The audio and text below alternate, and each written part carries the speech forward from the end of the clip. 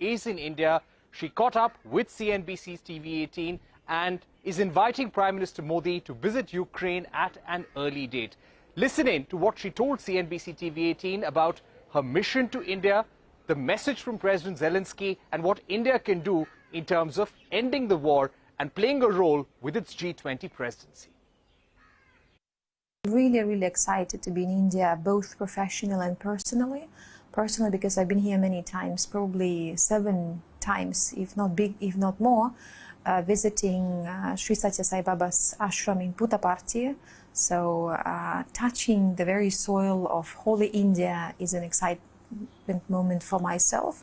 And professionally, I have an important mission on behalf of Ukrainian government, of my ministry and my president, to deliver some messages about our reality, which is, as you said, the most challenging reality in the modern history, because my country is going through a global change, global reconstruction, under the most challenging wartime, because this war is not provoked.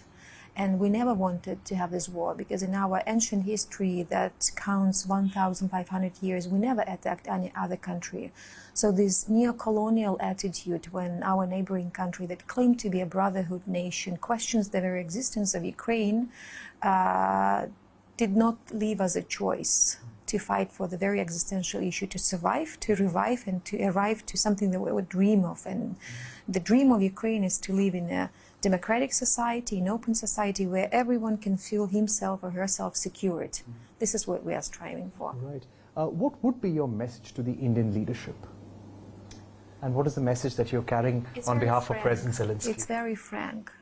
It's very human. I think that India is a great country, not only physically, I mean, in terms of the global role that India is playing and will be playing to a greater extent in the nearest future, because not only economically but politically, every single dimension of Indian life is also getting much more dynamic, and we see this, we see it even in Ukraine. The presidency in G20 is an important and essential role for India. So of course we believe that India should be engaged and involved into Ukrainian issue to a greater extent. We are not in the position of instructing India, of course. We do respect the decisions that are taken by India and Prime Minister Narendra Modi with his 3D attitude: diplomacy, dialogue, democracy, with his message that he delivered in Samarkand that there is no era of war, and we do accept it and we do share this message. But we think that India's global role, especially with regards to the presidency in G20, with regards to the influence in the global south and sharing experience for the global south and being a leading country for the Asian, African countries, is important to also not escape discussion about Ukraine, because it might seem regional here, it might seem distant from here, but it's not.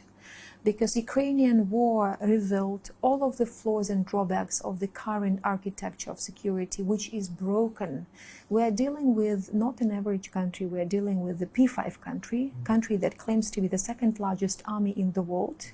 Instead of protecting and securing the guarantees and giving guarantees of security, we have a troublemaker that attacks the other country just for the reason that we want to live in the future that we want to live. I mean, in India, I think that everyone can sense it.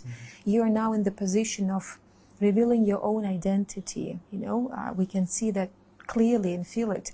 Same is taking place in Ukraine with language, with religion issue, with identity issue, with history, because for decades, first Russian Empire, then Soviet Russia, they have been manipulating and falsifying everything that comes to Ukraine. So this period is important, and we believe, and this message is frank, that India should play a greater role globally, should play a greater role in Ukrainian issue, and we believe that the first step towards it is the intensification of political dialogue on the highest level, and this visit is the first step towards this big goal. And my president is requesting a phone conversation with Prime Minister.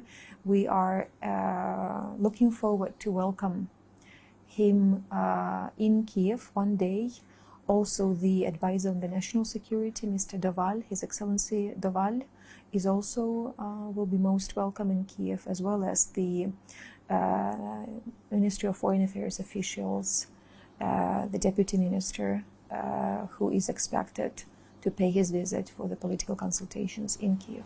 So during this visit, would you be inviting the Prime Minister in person to come and visit Kiev? Will you be inviting all these leaders to come and visit Ukraine at an early date? Are you requesting for an early visit? We are requesting for a visit. Of course, it's always about reciprocal interest. It's always about time slots that might be discussed. First step is the phone conversation that might take place between our leaders. Second is a visit of National Security Advisor Doval, who is also entrusted by Prime Minister to coordinate the Ukrainian profile, as well as Mr. Yermak, who is the head of the Ukrainian Office of the President, also the contact point for this, let's say, construction, which I believe has a huge potential, untapped potential. And then the MFA interaction, and this visit is the first step, as I said. So let me say, by concluding your question, that the whole spectrum of all possible visits and contacts that would define a greater extent of political dynamic is of need. Right. Is there any discussion about President Zelenskyy visiting India to meet the Prime Minister? Has there been any kind of invitation from the Indian side? And would President Zelenskyy like to do that? President Zelenskyy is a president under war. He is very frank, saying his message that he doesn't have time for being diplomatic. He doesn't have time for hiding something or playing, the games. He's very straight to the point. He's very frank in his speeches, and I think that everyone in the world can see this. His vision is very clear, and it was depicted in his peace formula that was for the first time launched and vocalized in Indonesia.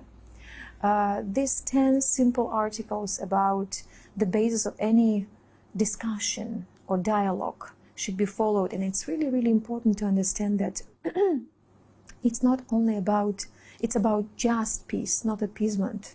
I mean, we hear voices, even here in India, there are many narratives behind the war, behind the peace negotiation.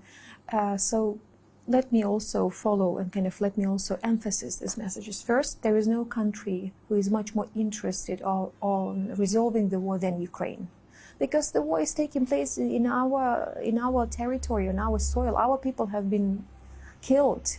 Missiles have been attacking the major cities every day. Yesterday, there was yet another missile terror attack with the killing of 11-year-old girl, and it's a reality of an everyday. No one can feel secure in Ukraine. Second of all, we believe that any negotiation on peace should be based on justice, because if it's not, it will be only the prolonged way of the other scenario for, look, the Crimean lesson. I'm by myself from Crimea. I represent indigenous Crimean Tatar community, and we, by the way, share Mahatma Gandhi's Satyagraha. It's like non-resilience. This is what Crimean Tatars have been demonstrating for decades with their fight for their rights and the right to live in their homeland after Stalin's deportation in 1944, when every second Crimean Tatar died. But the Crimean lesson teaches us one simple thing. If the aggression, if the evil is not stopped, it always becomes bigger. Because remember when in 2014 President Putin invaded Ukraine, when he was asked if this was the Russian army, he refused. He said it was not the Russian army, but at the end of the day we all understood that it was a Russian army. And then for 8 years afterwards, both Ukraine and the international community was not ready to give a proper response. We were not strong enough to give proper response to Russia. International community appeased Putin, was trying to appease Putin, but then look where we all now. We are fighting the biggest war in Europe. So I think that now it's crucial to understand for everyone, as well as to India, that this war should be resolved, and it is of interest of everyone.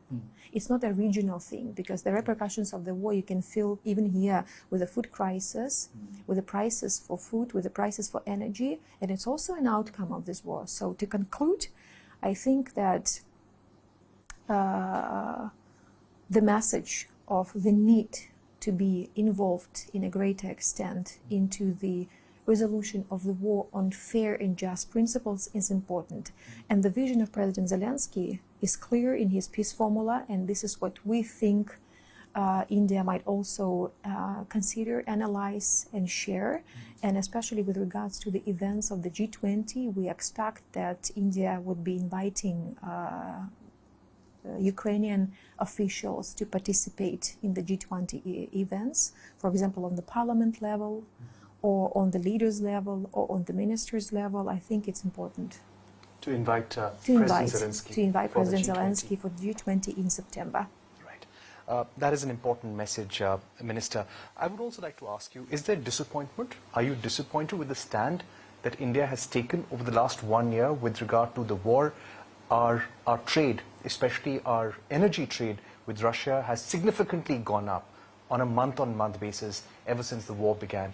Is there some amount of disappointment? We're also a country which is very closely linked with Russia when it comes to military technology and weapons. Yeah, it's not about disappointment. Look, it's about being pragmatic. My message is that even though we understand that there was a past track record of relationship between India and Soviet Union, which was unique in a way, but let us do not monopolize. When we speak about Soviet Union, there is a heritage of Ukraine in that track record. Second of all, we think that diversification of everything is important, be it energy resources, because or the military supply. It's important because what our war has revealed is that the modern war, the conventional war, is not only the war, and it's not the war of Soviet technology. It's a war of a modern technology, which is West-produced technology. It's the war of drones. It's the war of artillery systems. And I think that it's crucial to follow better technologies, not those Soviet technologies that are destroyed just in one shot by one artillery attack. We've seen what the Soviet tanks have been turned into ashes by drones, by missiles, by artillery in Ukraine. So I think that if we rely on Soviet technology, it will never make any country sufficient in any war that might happen in the future. So diversification is important. Right. About Ukrainian children, we have been reading reports that children are coming back from Russia. What has been the condition of those children, the stories that have come from them? How many children are still caught up in Russia? It's a huge question. Look, because Ukraine officially has an access only to those controlled territories by the Ukrainian government or deoccupied territories. Since the full-fledged invasion, now we used to have 20% of Ukrainian territory under occupation. We deoccupied like a bit less than half of those territories, so we pushed the Russian army back. And then what we reveal on the deoccupied territories is of shock for any human being when we see how they torture to death civilians for nothing. And of course, children and deportation, and forcible deportation of mothers and children, separation of families, and then Ukrainian orphans to the Russian orphanages. It's a war crime. It's not yet clear what is the exact number. We have approximately like a bit more than 16,000 verified cases, but I think this number is unfortunately much bigger because we don't know what happened actually on the occupied territories. But what we have from Russian officials, when they actually on the national level propagate this, let's say, conversion into the Russian nationality, which is a war crime, by the way, by the international law, is yet another demonstration of their cynical attitude towards Ukraine. Children is the most sacred.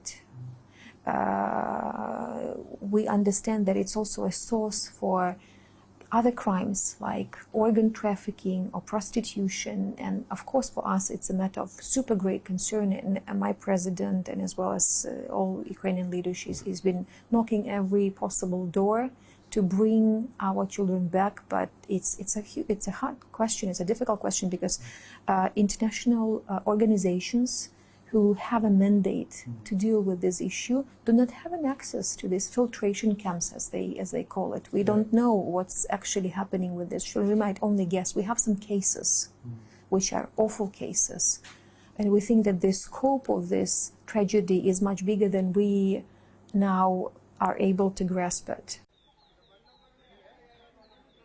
All right, so that was the Ukrainian Deputy Foreign Minister telling CNBC-TV18 that she hopes India will play a greater role, a greater political role with Ukraine in the war and possibly invite President Zelenskyy for the G20 Leaders Summit in September as well. On that note, we're taking a short break, but don't go anywhere. We will be joined by Ambassador K.C. Singh on the India-UK trade talks. Remember, there have been reports that due to pro-Khalistan protests outside the Indian embassy in the UK, there is anger on the Indian side and the talks have been stalled. However, the